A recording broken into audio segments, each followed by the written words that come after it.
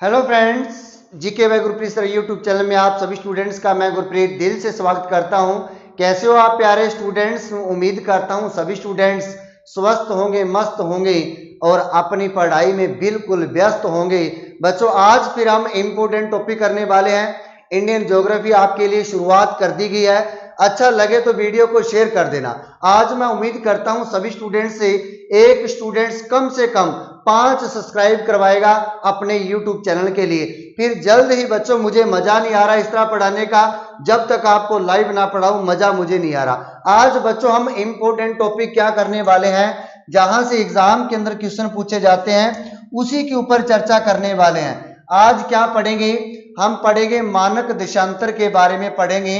मानक देशांतर होता क्या है, ये भी कई स्टूडेंट्स होंगे जिनको कंफर्म नहीं होगा। मानक देशांतर होता क्या है, इसके बारे में हम चर्चा करेंगे। लेकिन इसके लिए मोस्ट इंपोर्टेंट क्वेश्चन पीछे वाली वीडियो में देख लेना। आपके लिए इंडियन ज्योग्राफी की 2 वीडियो बना दी गई है बच्चों। एक तो हमने पढ़ी थी तटवर्ती सीमा के बारे में चर्चा की थी। तटवर्ती सीमा के बारे में चर्चा की थी बच्चों। आपने कमेंट्स करके बताना ये टॉपिक आपका बिल्कुल क्लियर है या नहीं है बच्चों। उसके बाद में हमने कर्क रेखा के बारे में पढ़ा। किसके बारे में पढ़ा? कर्क रेखा के बारे में पढ़ा। ट्रॉपिक ऑफ कैंसर के बारे में पढ़ा। 23.5 डिग्री उत्तरी अक्षांश के बारे में पढ़ा बच्चों। अब इनसे क्वेश्चन क्या पूछे जा सकते हैं? तटवर्ती सीमा भारत के कितने राज्य सीमा बनाते हैं? तो बच्चों आपका राइट आंसर क्या था? भारत के 9 राज्य सीमा बनाते हैं। और कर्क रेखा भारत के कितने राज्यों से होकर गुजरती है? तो 8 राज्यों से होकर गुजरती है बच्चों। पश्चिम दिशा में गुजरात और पूर्व दिशा में कौन सा था? मिजोरम। आप सभी स्टूडेंट्स ने इसके राइट आंसर दिया। आप सभी स्टूडेंट्स का दिल से धन्यवाद करता हूं, थैंक यू करता हूं। इसी तरह आपका प्यार बनाते रहे, दिखाते रहे बच्चों। आपके लिए नई नई वीडियो बनाता रहूं। अगर आपको क्लियर है, समझ आ रहा है, तो कम से कम एक स्टूडेंट्स 5 सब्सक्राइब करवाएगा अपने YouTube चैनल को, क्योंकि जल्द ही मैं आपके लिए लाइव क्लास लेके आने वाला हूं बच्चों। आज क्या पढ़ेंगे हम? मानक देशांतर पढ़ेंगे। मानक देशांतर सबसे पहले आपसे एग्जाम के अंदर क्वेश्चन पूछा जाएगा, भारत में मानक देशांतर कितने हैं? तो आप कहोगे सर जी भारत में जो मानक देशांतर है वो 1 है। वो कौन सा है भाई? तो आप कहोगे सर जी जो मानक देशांतर है भारत में वो 82.5 डिग्री 30 मिनट पूर्वी देशांतर कहलाता है। कौन सा देशांतर कहलाता है? पूर्वी देशांतर कहलाता है बच्चों। आपका राइट आंसर होगा। क्लियर है? उम्मीद करता हूं जहां तक सभी स्टूडेंट्स का क्लियर है। भारत में एक ही मानक देशांतर है जो कि 82 डिग्री 30 मिनट पूर्वी देशांतर कहलाता है बच्चों, जिसको हम 82 डिग्री 30 मिनट पूर्वी देशांतर कहा जाता है। जहां तक क्लियर है बच्चों। उसके बाद पूर्वी भी आपको बताने वाला हूं, क्यों कहते हैं इसको पूर्वी, कहां से गुजरता है, उसके ऊपर भी चर्चा कर लेते हैं। भारत के 5 राज्यों से होकर गुजरता है। कितने राज्यों से होकर गुजरता है? भारत के 5 राज्यों से होकर गुजरता है। क्या भाई मानक देशांतर गुजरता है? वो भारत के 5 राज्य कौन से आपके सामने आने वाला है। तो आप सभी स्टूडेंट जानते हैं यहां पर कौन सा राज्य है भाई? उत्तर प्रदेश, यूपी। यहां पर कौन सा राज्य है? तो हम कहेंगे मध्य प्रदेश, एमपी कहेंगे। क्या कहेंगे? मध्य प्रदेश। यहां पर कौन सा राज्य है भारत का? तो हम कहेंगे छत्तीसगढ़। कौन सा भाई? छत्तीसगढ़। आपको बच्चों आपको ये मैप भी भरना सिखाने वाला हूं। आपको भारत का मैप भी भरेंगे, क्योंकि मुझे उम्मीद है इतने स्टूडेंट्स होंगे जिन्होंने भारत का मैप तो देखा है, सुना है, लेकिन अपने पेन से या अपनी पेंसिल से कभी भारत का मैप नहीं भरा। अगर भरा भी होगा तो बचपन में भरा होगा, 5th क्लास में, 6th क्लास में भरा होगा बच्चों। आज के समय में कहा समय नहीं आपके पास मैप भरने का। जब तक आप भारत का मैप नहीं भरोगे तब तक बच्चों आपकी इंडियन ज्योग्राफी क्लियर नहीं होने वाली। कुछ स्टूडेंट्स तो ऐसे होंगे जिनको कंफर्म नहीं है छत्तीसगढ़ कहां पे है, मध्य प्रदेश कहां पे है, उत्तराखंड कहां पर है। ये देखिए यहां पर है बच्चों उत्तराखंड, यहां पर है उत्तराखंड। यहां पर फिर ये आपको दिखाई दे रहा है, ये क्या है? हरियाणा। ये क्या है बच्चों? हरियाणा। हरियाणा के इस दिशा में कौन सा आ जाएगा? पंजाब, ये मैं आपको अलग अलग बाद में बताने वाला हूं, लेकिन आज हम पढ़ेंगे मानक देशांतर के ऊपर आते हैं बच्चों। उसके बाद देखिए ये कौन सा राज्य है भारत का, उड़ीसा। ये कौन सा राज्य है भारत का, उड़ीसा। यहां से क्वेश्चन भी पूछे जा सकते हैं। ये कौन सा राज्य है भारत का, तो हम कहेंगे आंध्र प्रदेश। ये कौन सा है भाई, आंध्र प्रदेश। ये क्लियर है ना, यहां तक उम्मीद करता हूं जहां तक सभी स्टूडेंट्स का बिल्कुल क्लियर होगा। ये कौन सा राज्य है भारत का, आंध्र प्रदेश। अब देखते हैं बच्चों हरियाणा के भारत के कितने राज्यों से होकर गुजरता है, तो आपको बताया है भारत के 5 राज्यों से होकर गुजरता है। वो 5 राज्य भी आपको लिख दिए कौन कौन से हैं, लेकिन ऐसे बात नहीं बनने वाली, आपको प्रॉपर बनाकर दिखाना पड़ेगा वो 5 राज्य कौन से हैं और कैसे गुजरता है। कर्क रेखा तो आपको उम्मीद करता हूं सभी स्टूडेंट्स की बिल्कुल क्लियर है। कर्क रेखा देखिए यहां से चला भाई, क्या चला, पूर्वी दिशांतर, कितना 82.5 डिग्री, उत्तर प्रदेश में गया, इधर फिर मध्य प्रदेश में, छत्तीसगढ़ में, उड़ीसा में, आंध्र प्रदेश में। क्लियर है। यहां पर हम कह सकते हैं यहां पर कौन सा राज्य है भारत का, उत्तर प्रदेश है। लेकिन आपसे क्वेश्चन ये पूछेगा जो मानक देशांतर है 82.5 डिग्री 82 डिग्री 30 मिनट जो पूर्वी देशांतर है वो कहां से एंट्री करता है, कहां से प्रवेश करता है, कहां से गुजरता है, किस गांव से होकर गुजरता है।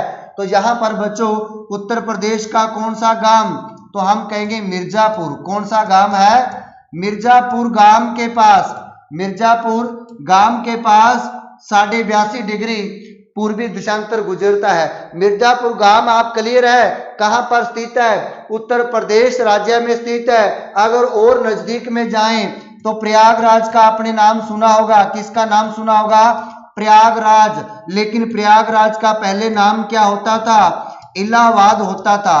प्रयागराज का नाम पहले क्या होता था, इलाहाबाद होता था। वर्तमान में क्या है, प्रयागराज, जहां पर कुंभ का मेला लगता है। कुंभ के मेले की शुरुआत भी हर्षवर्धन के समय में हुई थी।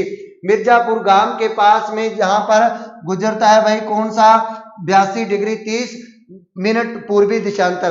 अगर और पूछा जाए, कई बार यहां पर पूछ लेता है नैनीताल, यहां पर पूछ लेता है किसके पास बच्चों, नैनीताल नहीं, नैनी के पास में, नैनी के पास में गुजरता है।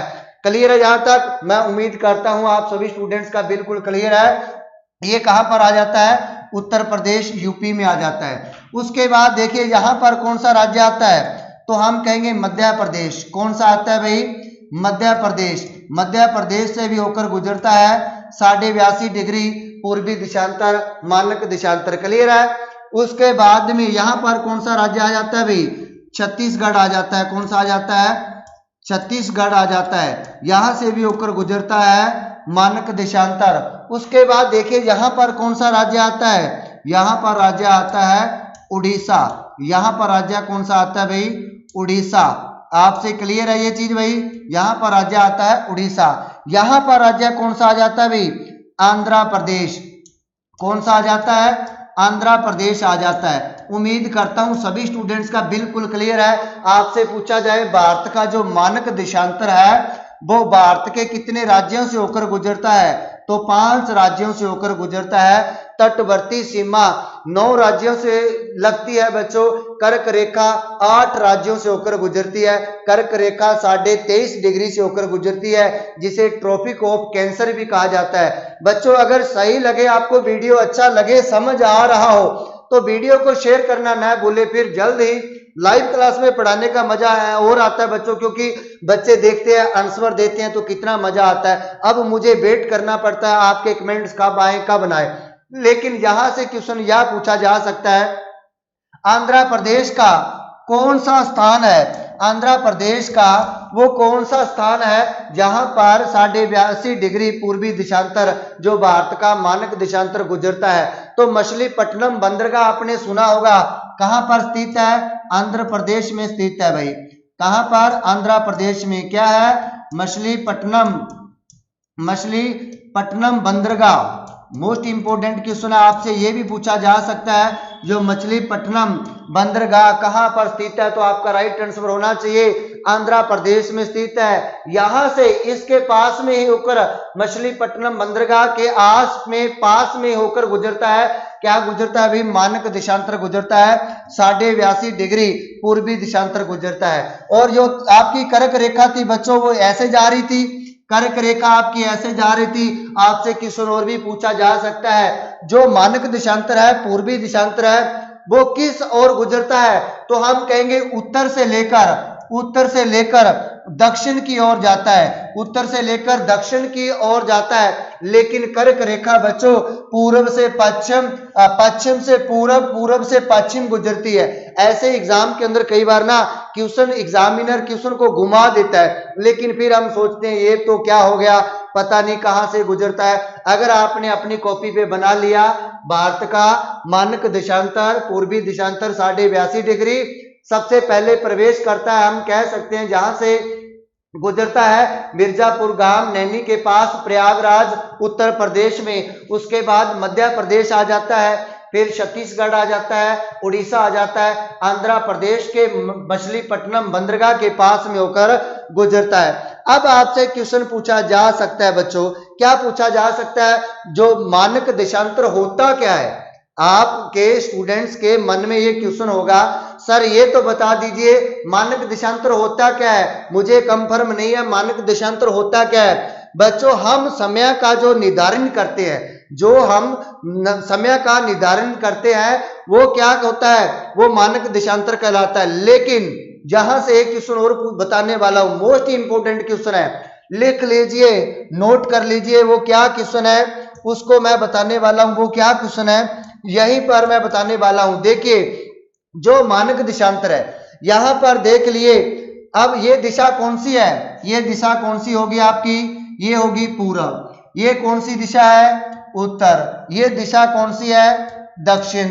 ये दिशा कौन सी है भाई, पश्चिम दिशा है। ये सारा मैं आपको बताने वाला हूं, भारत की लोकेशन भी बताने वाला हूं, विश्व के मानचित्र में कहां पर स्थित है, भारत की लोकेशन कहां पर स्थित है, उत्तरी अक्षांश उत्तरी बिंदु पढ़ाने वाला हूं, दक्षिणी बिंदु पढ़ाने वाला हूं, पूर्वी बिंदु पढ़ाने वाला हूं, पश्चिमी बिंदु पढ़ाने वाला हूं।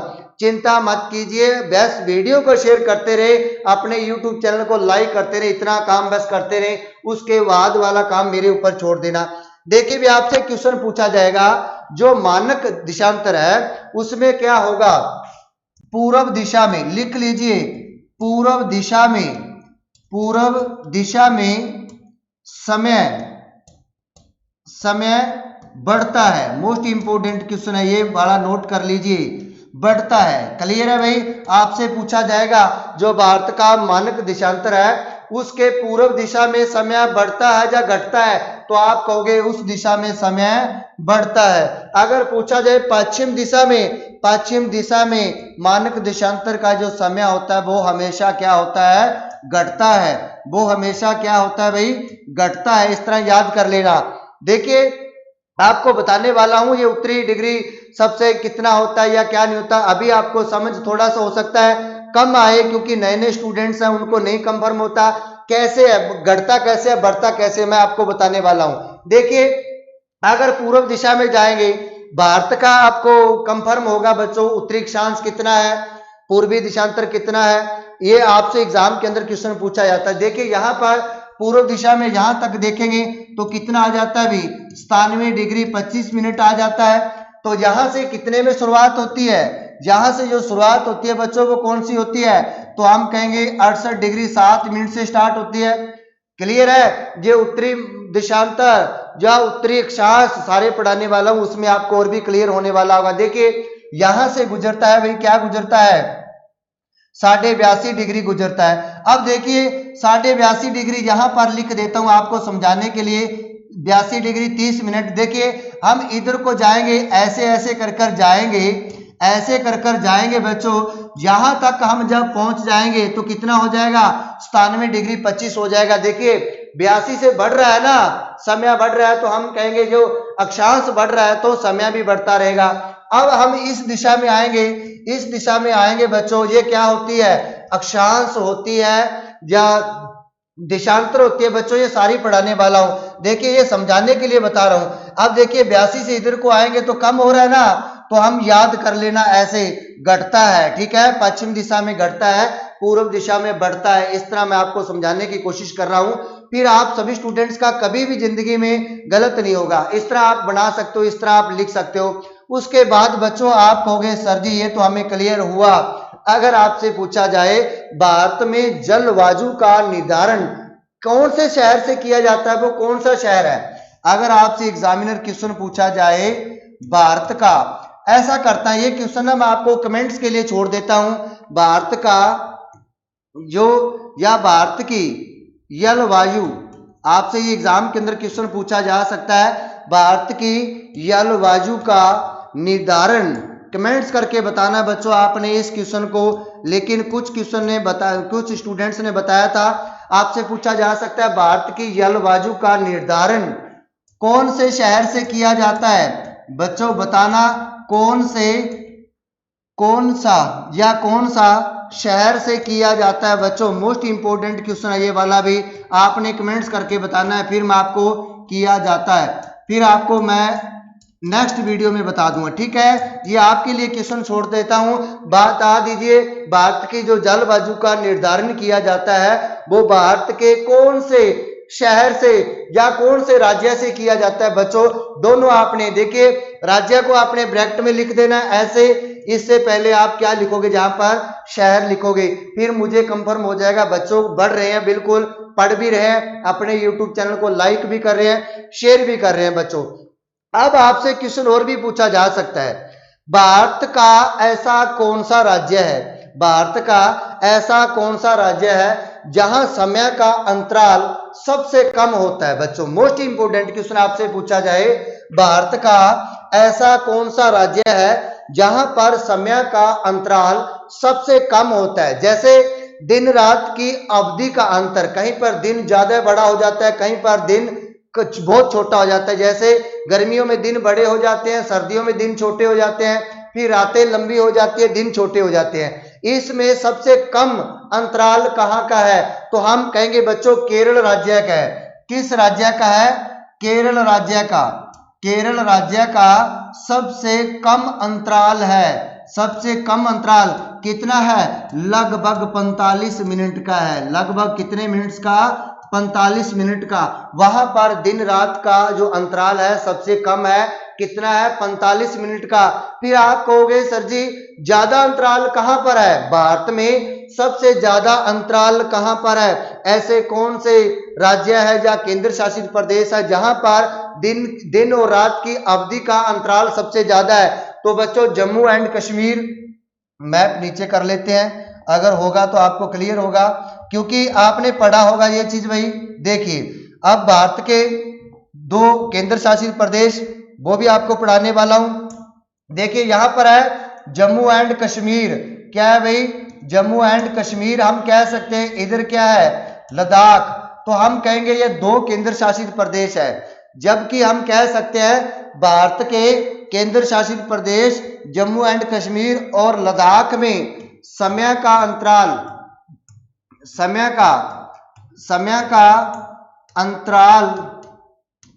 अंतराल सबसे ज्यादा है। समय का अंतराल सबसे ज्यादा है बच्चों। तो आप कहोगे कितना है? लगभग 2.5 घंटे का भी, लगभग 2.5 घंटे का। हम कह सकते हैं 2 घंटे 30 मिनट का अंतराल है भाई। कहां पर? तो हम कहेंगे भारत के केंद्र शासित प्रदेश में। कम कहां पर है? कम बच्चों है केरल में। केरल में कितना है? लगभग 45 मिनट का है। लगभग कितने मिनट्स का है? 45 मिनट का। हो सकता है एग्जाम के अंदर ये क्वेश्चन पूछा जाए, क्योंकि जहां पर सूर्य की किरणें तिरछी पड़ती है, पूछा जा सकता है बच्चों जहां पर ज्यादा क्यों है? तो हम कह सकते हैं जहां पर सूर्य की किरणें क्या पड़ती है? तिरछी पड़ती है। लेकिन कर्क रेखा पर सूर्य की किरणें क्या पड़ती हैं बच्चों?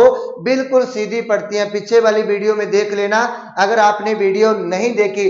अगर वीडियो पूरा देखा है बच्चों, कंप्लीट हो जाए तो कमेंट्स कर दिया करो गुरुजी हमारा ये टॉपिक बिल्कुल क्लियर है, इसमें हमें दोबारा नहीं पढ़ने की जरूरत। उसके बाद एक क्वेश्चन और बनता है बच्चों, नया क्वेश्चन है बिल्कुल। अगर आपसे पूछा जाए भारत के सड़कों के आधार पर मध्यवर्ती शहर कौन सा? बच्चों मैं बताने वाला नहीं, आपसे कमेंट्स करके पूछने वाला हूं। भारत का सड़कों के आधार पर ये क्वेश्चन पूछने वाला हूं। आधार पर मध्यवर्ती शहर कौन सा है बच्चों? शहर बताना आपने, शहर कौन सा है?